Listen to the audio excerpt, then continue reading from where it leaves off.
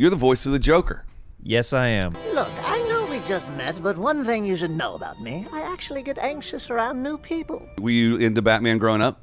Oh, dude. Yeah? Huge fan of the Batman animated series, and I had so many Batman action figures growing up, and yeah, he was like, it was Batman growing up and Spider-Man. Those were my two main ones. And then the X-Men animated series, I love that show, and yeah, huge Batman fan growing up. So there's another guy who voices the Joker. His name's Mark Hamill. Yeah, I would like to get in the same room as that guy. Have you ever met him? No, I guess not. No, but I told Bert, because he did that movie with him, I go, Mark played his dad. I would love to meet Hamill someday. And he's like, okay. Yeah, it's probably on the top of his list. Yeah. He's gonna make it happen.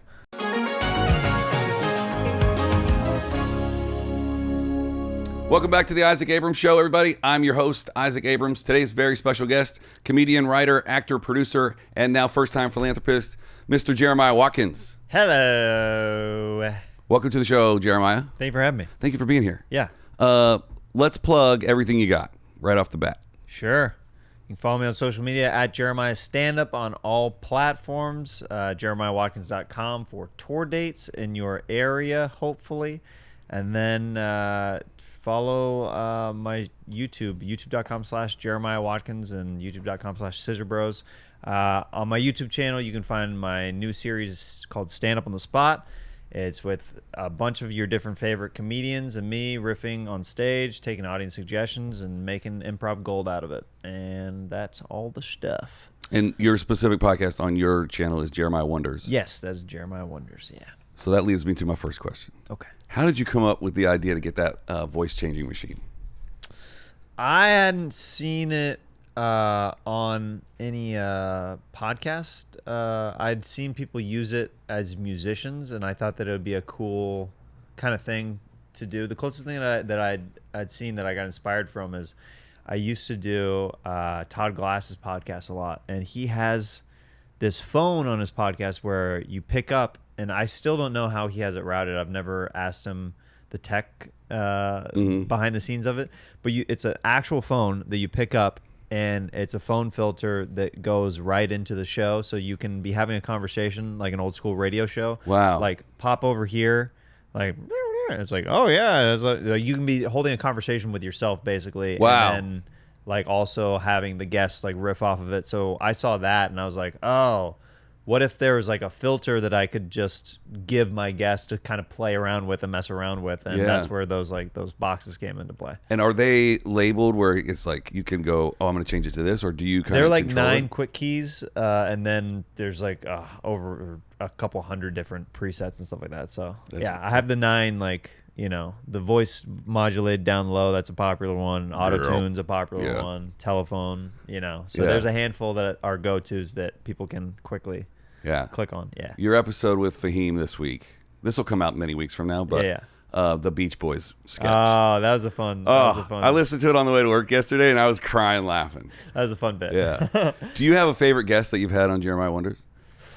One of them is Pete Holmes. When he's Get on, over here. When he is on, it's super fun.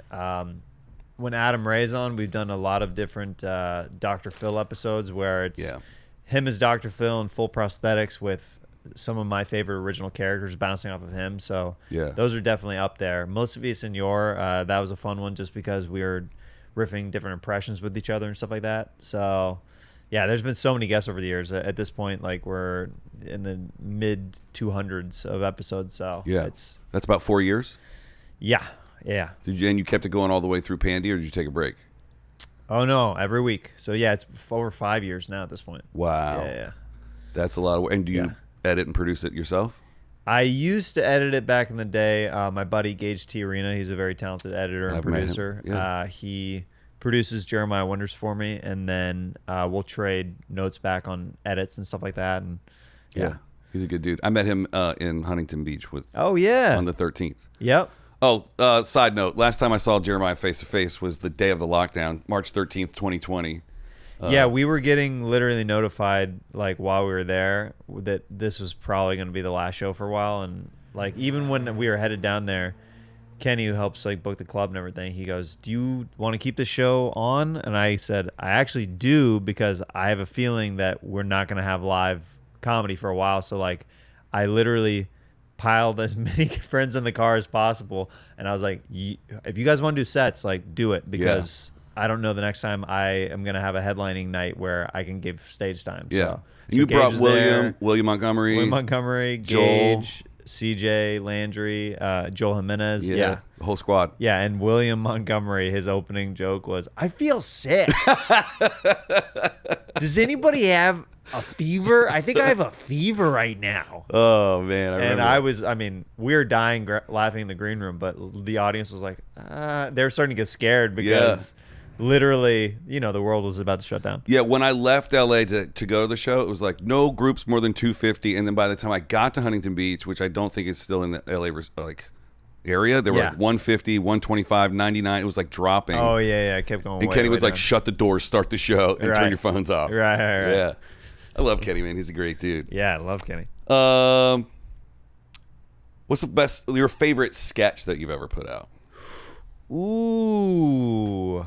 Wow, my favorite sketch I've ever put out. That is a difficult one. How about this? As you're thinking of that, do you find that the newer sketches, like you just recently did some stuff with Josh Wolf, like do you find that as you get better and better, not that the early stuff was bad, but like do you find that you're enjoying the process the further along you come in your career?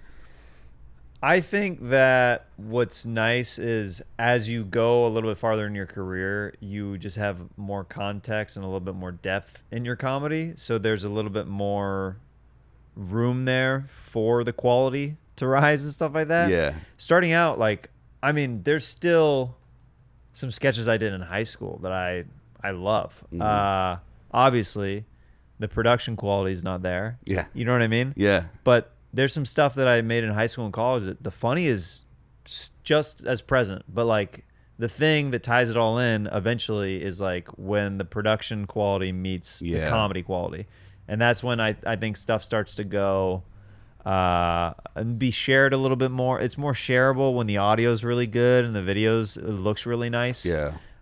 So I really spend a lot of time and love, like when I'm directing these sketches now, to make sure all that looks good. And I've got a really good DP that helps me, Chris McMillan, that makes it look really, really sharp and really good, and it helps me kind of fulfill my vision of what I'm kind of thinking, Yeah. Yeah. That's awesome. Yeah, but I didn't really answer your question. There's I've done so many sketches now with whether it be with like Jesse Johnson and Joel Jimenez. I've done a bunch with them. I've done a bunch with Adam Ray. That's some of my newer stuff. One of my recent ones that I like is a sketch called Cowboy Confessions. Just more because there's a little bit of a story behind it. Is during the pandemic, we still wanted to shoot stuff, and there was rain in the forecast. And I hit up our DP, Chris McMillan, and I said, "Yo, can we shoot something in the rain? I've never shot something in the rain. I don't know if you have, but like I know it's a huge hassle, but Yeah. do we have logistically, can we make it happen if I write a sketch around rain?" Yeah. And so I wrote a script about two cowboys sitting on a porch with it pouring down rain, and it's all the lightning, the rain is all real. We use the elements around That's us. awesome. Yeah. And I wrote the script the night before, and Joel Jimenez's performance is really great, and I just like it just because it's a different kind of tone and it's very like cinematic. Yeah. Yeah. Smart to write it on the porch, Yes. because then you're not worrying about water bags and protecting the lavs and the Yeah, audio. yeah. Very smart. Yeah, tried to save a little bit of work for my DP in that. Yeah, we've shot in the rain before, and it's like water bags for the camera and like waterproof lavs. I and broke like, one camera shooting a sketch in the rain. Yeah. It started raining out of nowhere, and this is where, like in like high school, college, where it's still. I did a Twilight trailer parody, and it's very funny and very silly, but like the production's not there, and I ruined like a little mini DV camcorder. Okay. Off of shooting in the rain. Could have been worse. At least it wasn't a Red or an Alexa. Oh, or, I know. Yeah. I know. But was it your personal camera? Yeah, it was like my baby that I had saved up for, like in high school and college. I was like, no, the LCD screen was broken on it, and Canon said to fix it, it would be as much as the camera. Yeah. Isn't that weird? Yeah. I have never an amp like understand that from the 70s. Yeah. And then if it wants a new reverb coil, it's $300, but you can buy another one for $300. Brand new. It doesn't make sense. It's weird. It's weird. Those guys are fixing stuff. Yeah. There's a racket going on. Yeah, some kind of conspiracy. Yeah, it's a conspiracy racket. You're a new dad. And I caught you right in the middle of a sip. Oh, yes. I'm a new dad. Let's talk about it. Yeah. What is being what's it like being a dad versus what you thought it was going to be like being a dad? I definitely love my kid more than I thought I was going to. Yeah. That's a weird thing to say, but I think getting into like the having a baby, that process and everything like that with my wife, we had to have a lot of talks where it was like almost like her kind of convincing me like this is something that we should definitely do. Like I was very hesitant. I was very scared to do it because I knew it's a big life changer, obviously. Yeah. But I like it more than I thought that I was going to. So there's this level of love that you think you have, and then when you have a kid, it's like so much further exponential. Is what? Yeah, other dads it's have scary. I mean, really, what's scary is like, there's steps in your life where your heart kind of continues to open up, where if you keep yourself very guarded, if you're very guarded, you probably don't want to take the shot on like getting married and having kids and stuff like that, because it's like it's hard. It's a lot of work, and it's also very very emotional, and you're also giving yourself to another person. So and you're giving your time and part of your identity to your wife and your baby. So it's scary in that regard. So I think I was apprehensive going into it because as a comedian, I'm very focused and I'm very driven on myself and like jokes and videos and all that stuff. And I'm like, am I really gonna be able to do all this stuff? But I've found a way to balance it, and things that aren't working, just like they get cut now. You know what I mean? Yeah. I can't mess around with it anymore. Yeah. So it's made me kind of hyper focus in a weird way. Yeah, that's what was going to be my second question. My best friend has 2 kids, and he explained like once he found out his wife was pregnant with the first one, he found 200% more hustle. Oh, dude, and I was already a hustler before. Yeah. Like it kicks something into overdrive where as a male, I think because since we're not physically producing the baby, we have to see gains in different ways. Yeah. So we're like provide. That's like where my mind went, where I went like kind of crazy, and I was like, I gotta do this again, I gotta do that. I was like, I gotta make sure that we have enough money to, when we bring the baby to feed the baby, just all this, all that stuff. And how old is he? He's like 16, 17 months now. Oh, cool. Yeah. So we're walking. Yeah. Starting to say words. Oh yeah. Says dad a lot. Says he's saying mama a lot. Says random words like ice. ice, baby. Yeah. Did he say dad or mom first? He said dad first. And how'd that feel? It was awesome. I mean, after a while, I was like, yo, man, you gotta say mom. You gotta throw mom a bone here. She watches you way more than me, and she takes care of you. You gotta throw mom a bone. Look, little man. You need to hook it up. All right. Yeah. What are we doing here? Yeah. He's just like, what? Oh, that's great, man. Do you want more? I think we're gonna have one more. Yeah. No more than that. No more than 2. No more than that. Okay. That's where I'm like, okay, I'm set on that. I think it'd be good for my son to have a sibling, but after that, I'm like, all right, what are we doing here? Yeah. What are we, Irish? Yeah. I am. Oh, are you really? Irish and German. There you go. Yeah. So you should be on your second one already right now. What are you waiting for? Well, people as comedians, I feel like sometimes look at me like I'm crazy because I'm like about to be 34 and I already have a kid and I'm married. And a lot of comedians, they're like, I'm thinking about getting married and having kids one day, like maybe in like my 40s. But like, dude, that's crazy that you're already doing it. I'm like, I kind of want to. I'd rather get this part of it out of the way. As far as like, this is a hard part. I'd rather do that when I'm kind of young and have a lot of energy. Yeah. Than wait till I'm like mid 40s and then I'm like chasing a baby around. Not that mid 40s is old by any means. It is. I'm mid 40s. It's old. I'm already feeling certain things in my body just from exercise and stuff like that I used to not feel just 5 to 10 years ago, for sure. Yeah. Yeah. Bert was about the same age when he had his kids. Have you talked to him about that? No, not recently. Okay. The last time we did like a podcast, I think we were talking about like how we might be having a baby like in the next year or so. Yeah. You've done Bertcast twice. Yeah. That's cool. I have a list of all the shows that you've been on. I've got everything. I got your Really? IMDb. I got every podcast you've ever been on. Wow. I did my homework. I love it. You're the voice of the Joker. Yes, I am. How was that? Were you into Batman growing up?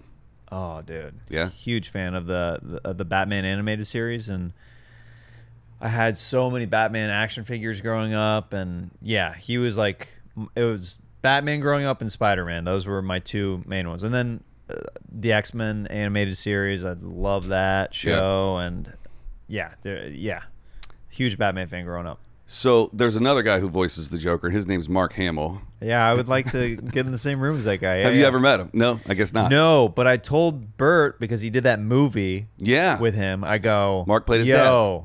I would love to meet Hamill someday. And he's like, okay. Yeah, it's probably on the top of his list. Yeah. He's gonna make it happen. Yeah. If it so happens, if he keeps doing stuff with Hamill down the line, I might be like, Bert, is there any way that we can connect the two of us? I know I'm like a very small piece of the DC universe. Like I just did a couple episodes of the Joker, but I'm still in the family. Yeah, technically, that's right. I might be an estranged cousin that you don't really know, but yeah. What was that process like? Where'd you do the VO at? Was there a studio close by? You know what? It was during the pandemic when I recorded, so I did it in my apartment with my mic that I own. Wow. Yeah. That's super cool. I literally asked my wife and the neighbors who live above us. I was like, I was a really important voiceover gig. Is there any way like you can give me 3 to 4 hours on this date to literally not be in the house? Like no walking around upstairs. Like I literally, like, I really don't want them to think I don't have a professional booth, because I didn't have a professional booth. Yeah. And I need to do this session clean, and they were super cool. My neighbor was like, I got you. Like, he has a dog. He's like, I'll make sure that the dog's not home. Like, he was cool about it. And then my wife, she like went and like on a walk or whatever. So that's awesome. Yeah. And you just delivered them the same way you deliver like podcast files. You're like, here's my WAV files, and like. Well, the way they do it, it's a live session. So really? You're being directed in. So there's a program that they use where basically it's like a high quality Zoom call that you're on. So you're listening to the director in real time say, hey, could you chew on this line a little bit more? That's like one of the things that he would say to me for the Joker direction. Like, he'd want me to that's his terminology. He wanted me to chew on certain lines more as the Joker. And he would just give me guidance and just be like, hey, could you make this more like sinister? Could you make this lighter, more playful, more manic, like different, just different direction along the way. And then every once in a while he'd be like, all right, just for fun, let's go really crazy on this one. And they ended up choosing a handful of those takes that I remember and it ended up airing in the cartoon. Yeah, when you really just went for it. When I really went for it, they used a couple of those, and I was like, that's awesome. It's stuff that you would never do in an audition, but it's stuff you definitely want to pull out, right? Oh, for sure. Yeah, because you don't want to go too crazy in an audition, because like, I don't want to show that I'm weird, but if you really, really go for it, sometimes that can help. Yeah, sometimes they're like, oh, that's great. Yeah, really pulled it out. Yeah. It's listed as the Comedy Jam, which is also kind of where we met. But there's other words for it. Sometimes they put a GD in there or something. Sure. What was that like? When did you get involved with Josh? So I'm talking about the Comedy Jam was on, what was this? What TV show was on it? Comedy Central? Comedy Central. How many episodes did you do? It says we here. Just did a couple. 6. Yeah, there was like, so it was a small series, it was a short-lived series. They got one season on Comedy Central, and what we did for that was, it was like a version of the show that you've seen. You know what I mean? It was a more TV kind of friendly, shortened version of the show. Yeah. Definitely more reined in. You know what I mean? Yeah. Safe for TV. Yeah. So it was a great experience as far as like, as getting to do a TV show with buddies and stuff like that. they let us do a lot of cool stuff on the digital side. Like we did some different sketches and stuff like that that aired like on their website and stuff like that. But as far as the actual show, my role was very different from what I did on the live shows. Okay. Like with Josh, and same with him. Like he's very present on the live show because it's his show. I would kind of co-host it with him. I'd riff between the comics, and I play this roadie character named Mosh Pit, and yeah, I would hype the crowd and stuff like that. So the TV version very different from the live show. The live show I got involved with, years ago, probably back in 2016, 17, somewhere around there. And Johnny Scortis, he was shooting a movie. I think he was shooting like The Equalizer or something at the time. And they needed a roadie to fill in to hype the crowd, and it went really well. Josh knew that I would knock it out of the park because I've known him for years. He's like, "Can you hype the crowd and like kind of riff and spaz out and dance around, whatever, all that?" And I did that and hyped the crowd. And then when Johnny got back, I was like, "Yo, like, is it cool if I do it with you? Like, I don't want to step on your toes. You're already doing this gig." And he goes, "I'd love for you to do it with me. It'd be easier if like I have somebody to bounce off of, you know? 2 heads are better than one." Yeah. So we started doing that, and yeah, that show took off in the LA scene. We started touring it around the country, doing different big festivals and stuff like that. And then that's where the show came from eventually and stuff like that. And Josh Adam Myers was really cool about fighting for us to keep us included and help getting us, you know, paid gigs doing the digital side stuff, even though we didn't get to do stuff like for the network side of things as much. Yeah. But it was an awesome experience for sure. Did you ever bust the sax out? You know, I tried to get booked to play sax on the Comedy Jam, but the band that beat me out was Justin Timberlake's horn section, so I did not play sax on the actual TV show. I didn't see that coming at all. Dude, yeah. I was like, because I put my name in the hat, you know, like with the director and stuff like that. I was like, hey, I play sax like on the live show all the time, and then like they're like, no, we're going with Justin Timberlake's horn section. I was like, yeah, okay, that sounds good. Yeah. So they're that's what they do. Yeah, I'm a comedian who plays sax. I get it. Have you ever played anything besides the sax? I play piano and guitar, not amazingly, but I do enjoy those instruments. I like piano more than guitar. But were you in the Kill Tony band before the GD Comedy Jam, or was it coinciding? Yeah. Well, at one point, this is what was so crazy about just like my trajectory and like of me just doing a lot. Like I've always tried to do a lot of projects that I had passion for. There was one point where I was doing my show Stand Up on the Spot. I was doing Kill Tony.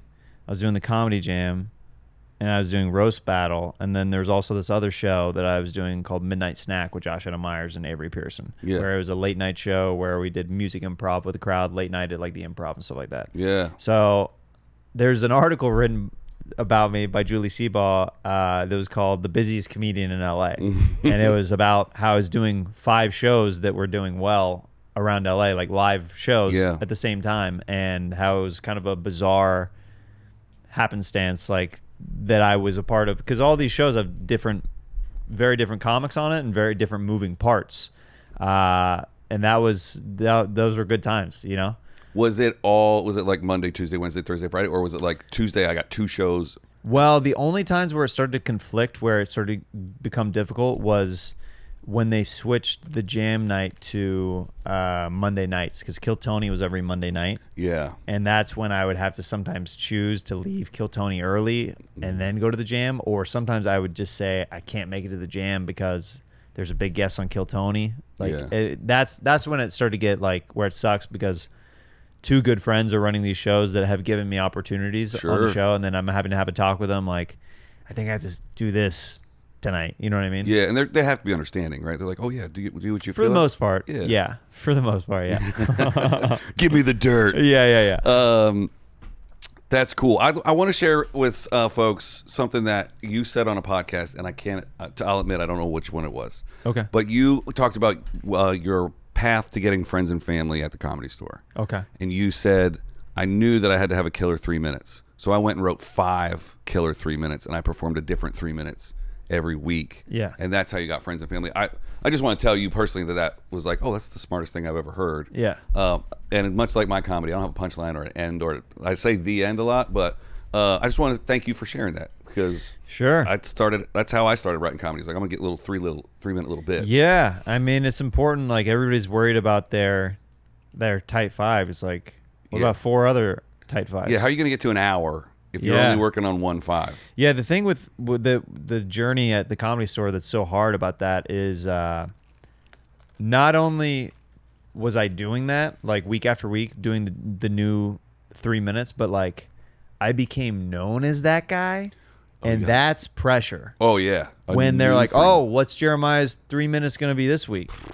So like I was writing like crazy, but also I was like, that's also how I sharpened my riffing skills too, because I'm like, okay, if I can riff for a minute of this, or even a minute and a half, then that shrinks my writing time down to a minute to a minute and a half. You know what I mean? Yeah, totally. So like if I can find something in the crowd that I can, expand on, then that makes my job easier. So that's where kind of the hybrid of material and riffing kind of really, like, I started getting good at that. Yeah.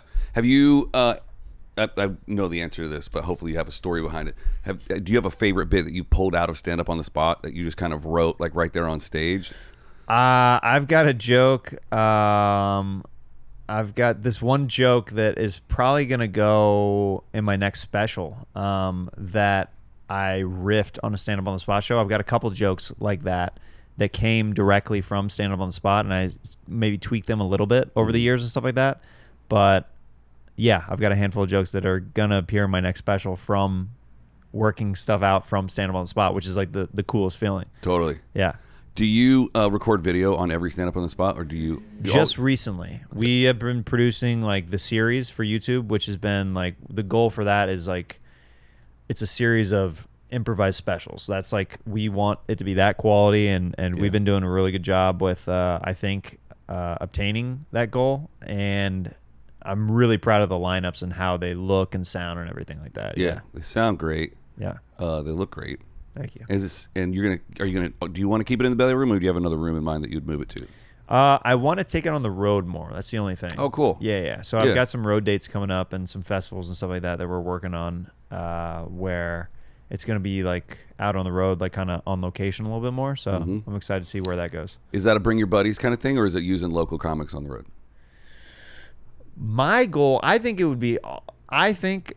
at some point it would be cool to do a stand-up on the spot tour with a handful of guys that are like really, really talented at the show. But I think it's kind of cooler where the show's at, where it's growing right now and everything like that. I would rather showcase the local scenes. Like I talk to the comics who I know well in those scenes and be like, yo, give me a list. Let's talk over it. Like, let's come up with a lineup together and let's put on that show at that local comedy club or whatever indie room that we're at, depending on what area. Yeah. That's awesome. Yeah. So a little mix of both. Sometimes it's the locals, and then.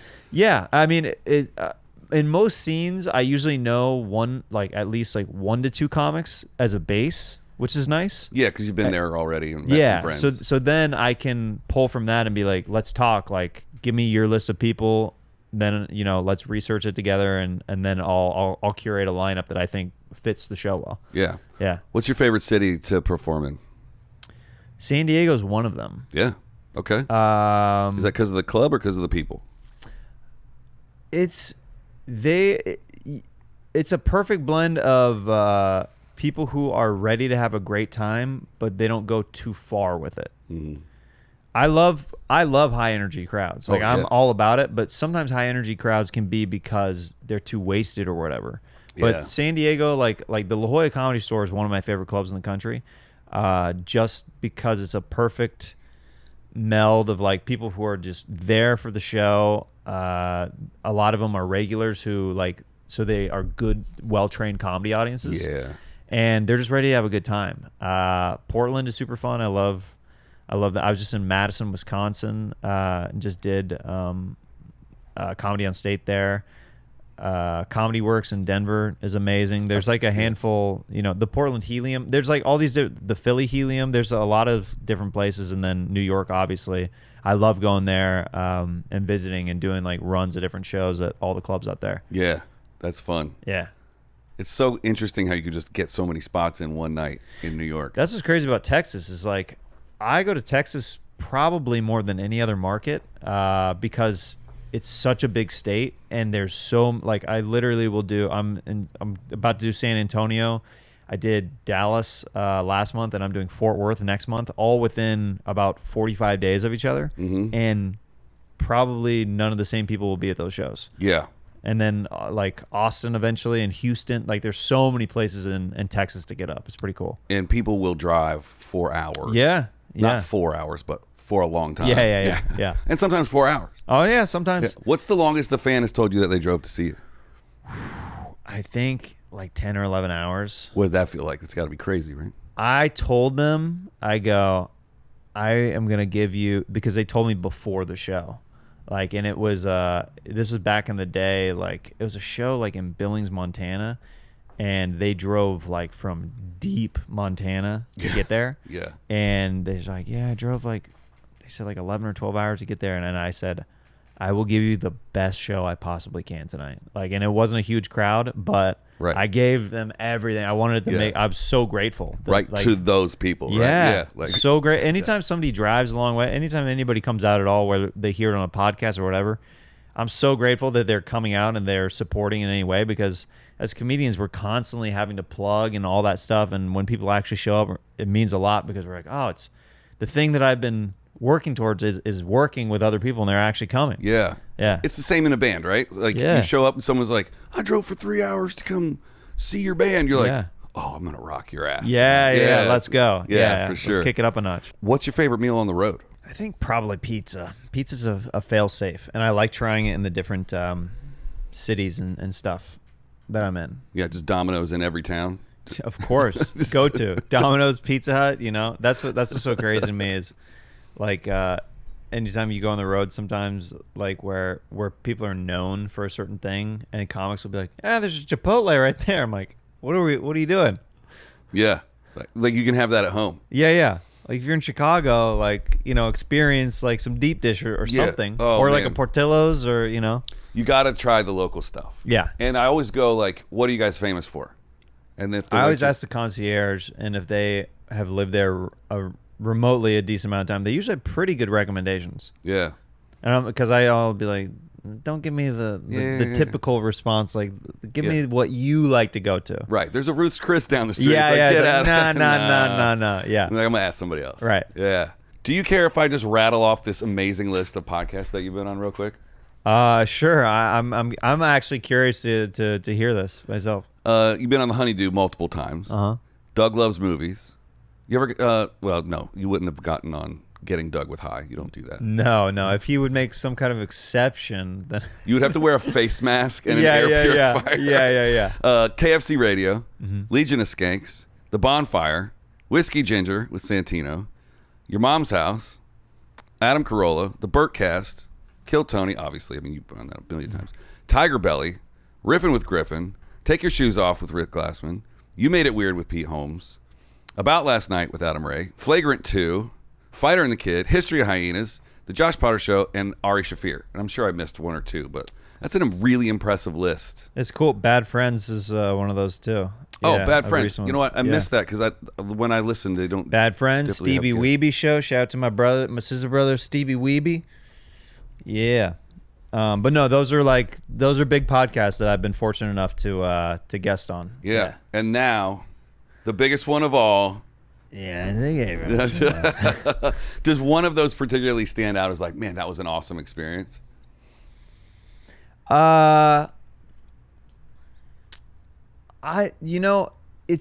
all of them are fun in different ways because comedians like the comedians that and have a history with, you're obviously going to have more fun on there, and there's like a little bit less pressure.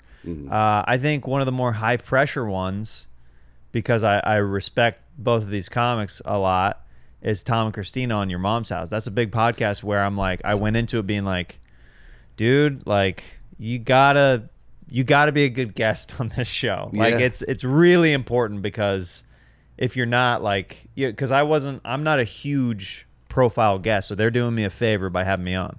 They're having me on because they think I'm funny, so it's like, okay. Like, yeah, and their fan base is going to watch every week religiously. Yeah. So I did my research on the show, like, and I listen and watch the show, but I put in some extra time and extra effort on that because I was like, I want, them to know, like, Did you do that in LA, or was it when they moved to Austin? It was in LA. Have you been to Austin to see the scene down there since everybody moved?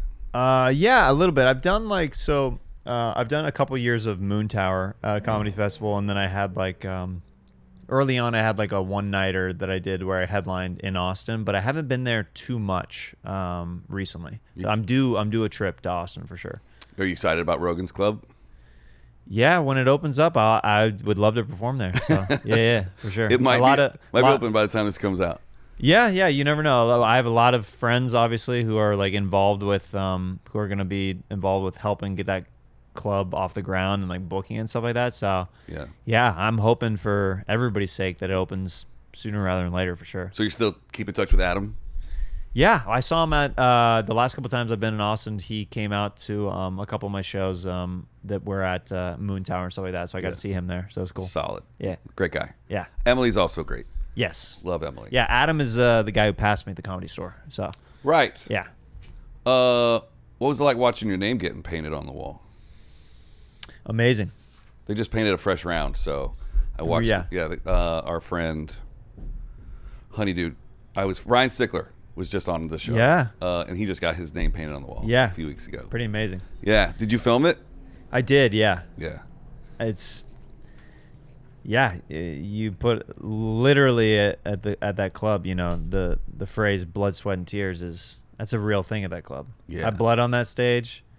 I've cried driving home from that club. You know what I mean? Yeah. A lot of sweat and act outs on that stage. Gets hot in there. Oh yeah. Yeah. Yeah. Do you have you don't have to answer this, and this is probably rude of me to ask, and I apologize, but do you have like a favorite bomb story, the one that you just were like, you laughed about it was like so epic, or is that just part of the growth process? I mean, I bombed there so many times over the years. Let's flip that on its head. What's your favorite set, the best you've done? Does that stand out? Like a night that you were like, I can't miss? There was a night where it was cool. Just for me, it was like kind of a redemption set in my eyes. My brother and his wife came out to see me, and I had a set in the main room of the Comedy Store, and it was sold out. And they got to see me thrive in my element when things are going well. And they've seen me a bunch in Kansas City, and I never sell out Kansas City. I'm from there. I never sell it out. I appreciate the people who come out, but like I cannot fill, for whatever reason, I cannot sell out in Kansas City. So that's weird, right? They've seen me so many times in half-packed rooms doing like an hour and stuff like that, and I do well, but like it's a big difference to see somebody in their element in a sold out versus like me battling to get stuff going with a half-packed room. It's night and day.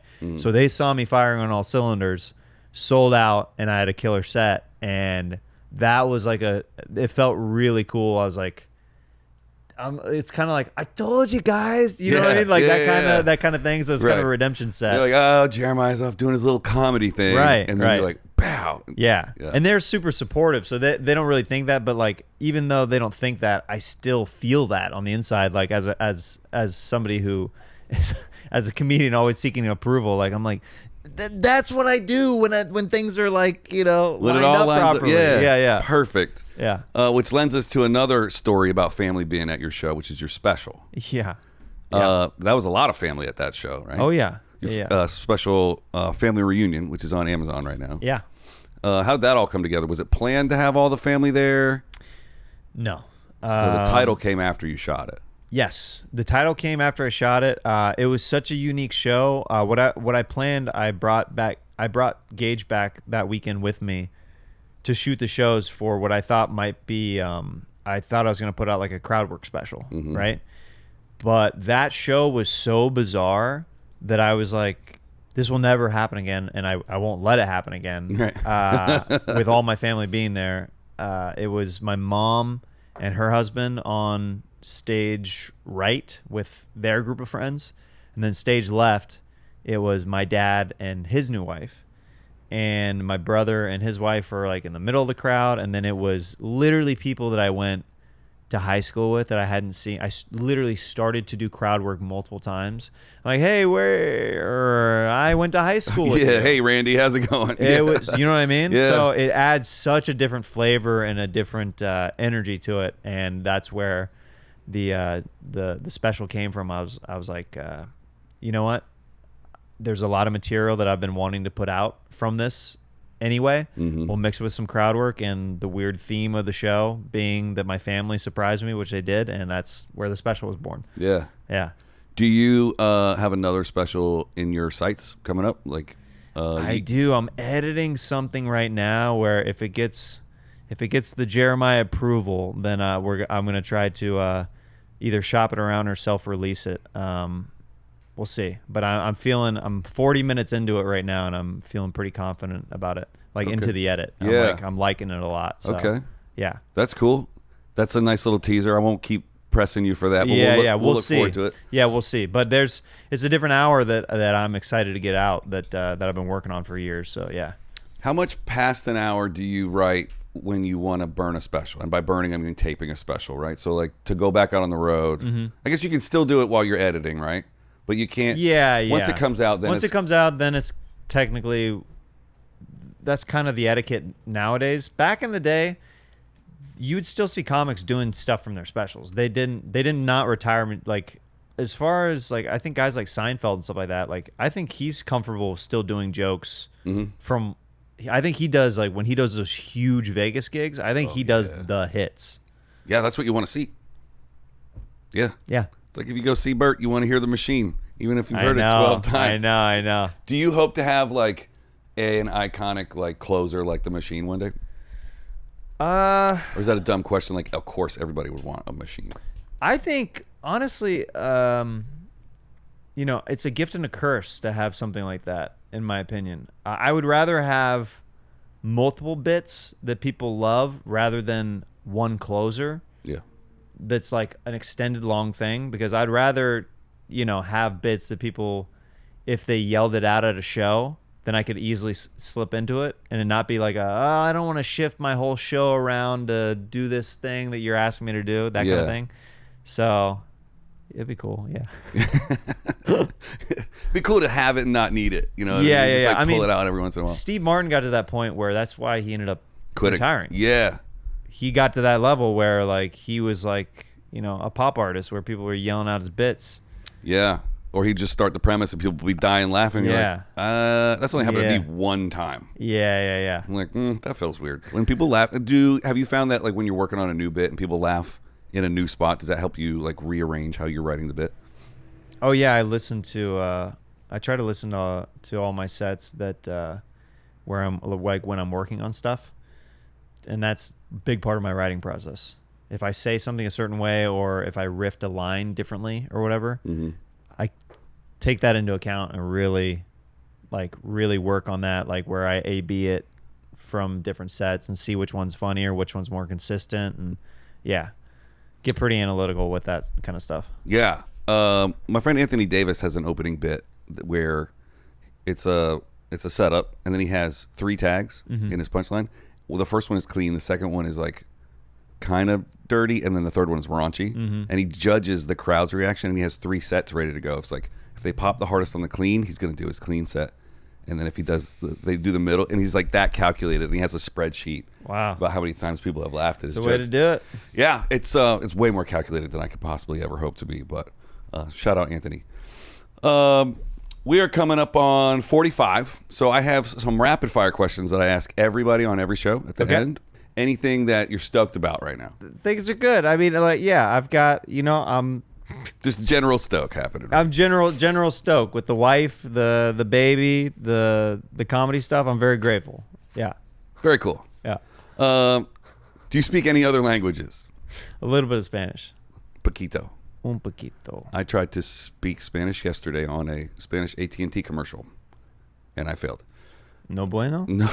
¿Por qué? Oh, I don't know the word for bad, but it was bad. Muy mal. Yeah. Muy mal. You do speak good Spanish. You talk good in Spanish. Así. Have you visited Spanish countries? No, I'd love to. I was retaking Spanish classes during the pandemic, and it worked for a while, but then I got to the point where I was like, if I'm not talking to somebody and using this, it's not sticking. Yeah.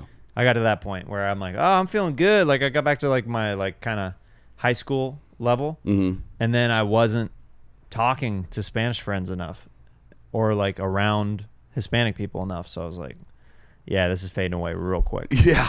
I went to South America for 6 weeks, like 4 years in a row. Yeah. But they gave me a translator. So I speak zero Spanish. And if I just applied myself during those times that I was down there. But you try to learn during Pandy. Did you pick up any other hobbies or new I got things? way better at piano. Yeah, yeah. way better at piano. Yeah. Cool. Yeah. Spanish piano? Spanish guitar, Spanish piano, yeah. Nice. Just flamingo all over Yeah. Biggest influences. Who'd you when you were growing up, you're like, that, I love that. Who's your guy coming up? I always say three-headed beast, and I want to be the fourth pillar. I actually had this joke book that I used to have. It's pretty obnoxious now that I look back on it, but it's more like a vision board than anything. I printed off and had this laminate notebook that I ordered that was Chris Farley, Steve Martin, Jim Carrey, and me all on a notebook. Nice. Yeah. Like the thumbnail of a YouTube video, just like the heads just all. Yeah. It was like them doing different things from either sketches or their stand-up, and it was me going crazy on the floor, whipping my hair around, kind of thing. Hilarious. And it said physical comedy on it. Nice. Yeah. And look at it coming true. Yeah. That's awesome, man. Weirdest thing you did or saw as a kid? Do you have a Stand By Me moment, or found a dead body with your friends on the train tracks, or weird experience from your childhood? Weirdest thing I saw as a kid?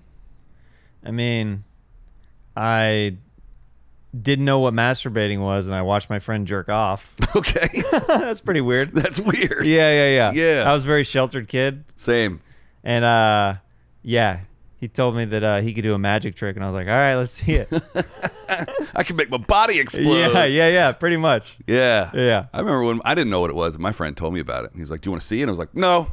See, I was a kid that I was like, I don't believe you, dude. Prove it. Yeah. Yeah, you're pretty open about your religious upbringing, which you talked about on 1,000 other shows. So I'm not gonna for play sure. you. But we're very similar in that way. I grew up very religious in North Carolina. Oh, cool. So it's fun to watch people that grew up that way, like you and Pete, and then navigating the Hollywood system and succeeding and doing the thing. Yeah, for sure. Very interesting. Yeah. But if you want to hear all about that, you can listen to You Made It Weird, and you guys deep dive into religion and stuff at that. He asked everybody about religion. Right? Yeah. Have you ever seen a UFO or a ghost? I felt ghostly presences. At the store? Yeah. I mean, I've definitely gotten. It's hard to say. I've definitely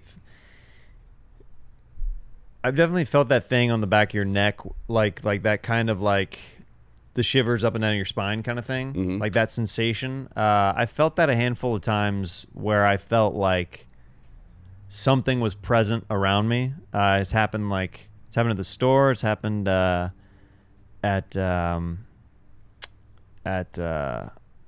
when I was on the road once in Europe, and then it happened once.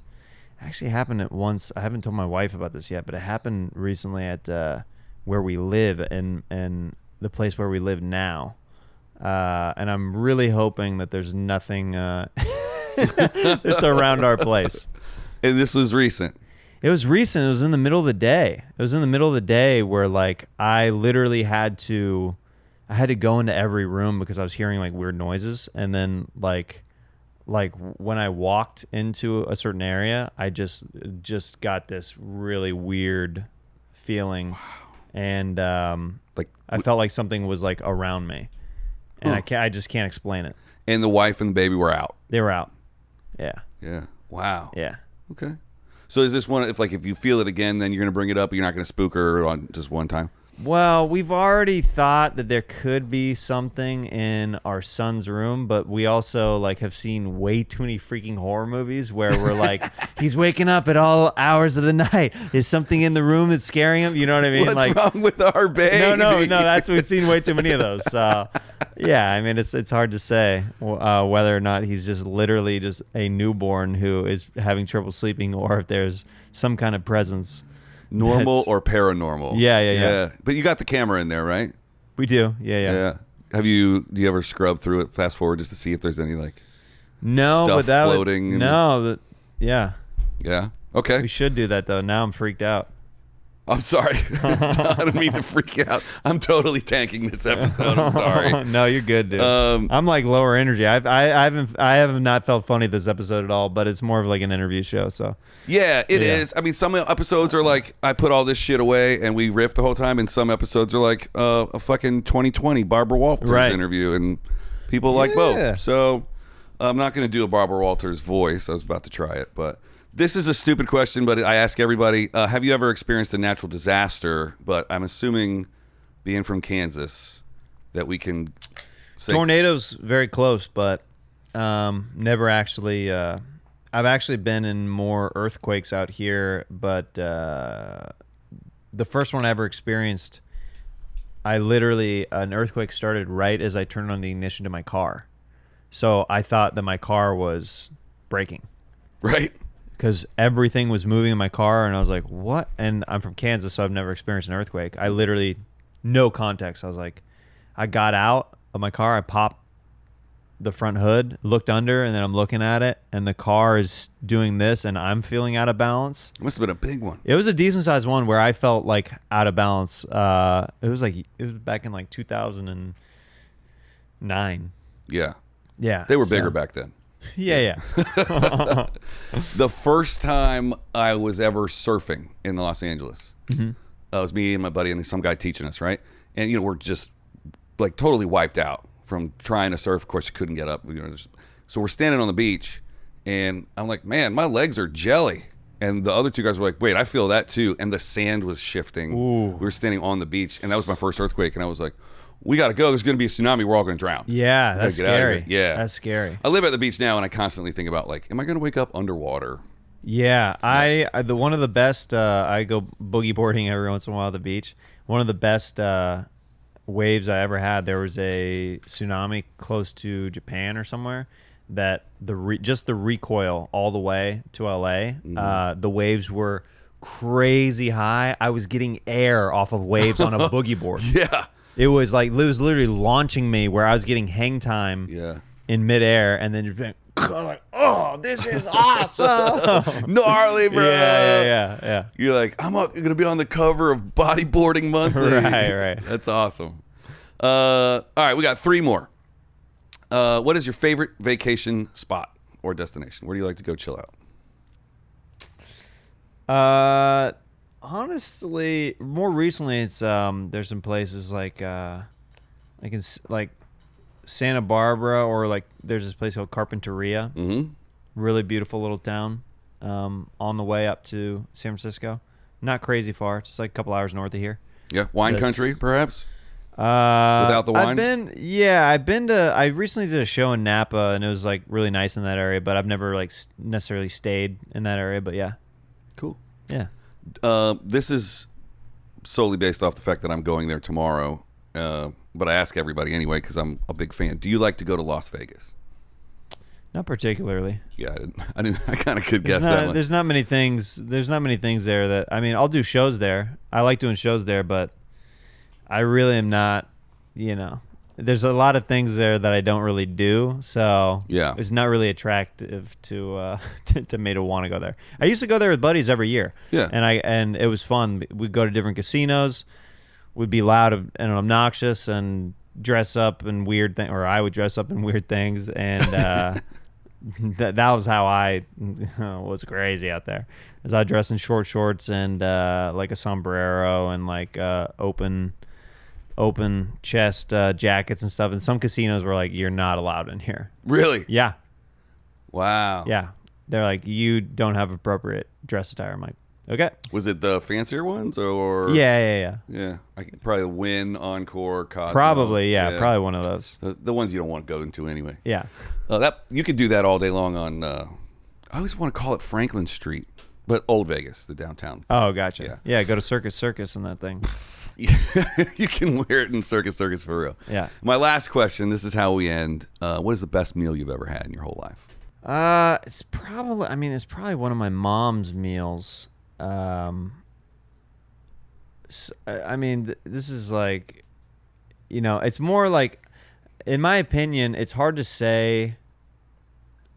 Like, I think a meal is different from just the actual food. Does that make sense? Sure. It's the experience. It's like Yeah. who you're with, who cooked it, where it's What's at. the memory around it? Yeah. Like, I think a lot of the stuff that I ate in childhood may not have been that great of actual food, but the memories that are tied to it Yeah. are huge and everything. Mhm. So one of the just a really good memory that is, I don't know if it's the best meal necessarily, but it's definitely like up there. It's like more like because there's a tradition around it. Is before Halloween every year, my mom makes amazing chili, and it's usually kind of cold and crisp, like in Kansas that time of year, like by the time October hits. Outside, not the chili. Outside, yeah. She makes Yeah. us cold chili. No. The chili is super hot, and I'm one of those guys who would have like either milk or chocolate milk with my chili, and I just eat that and then go trick or treating, and then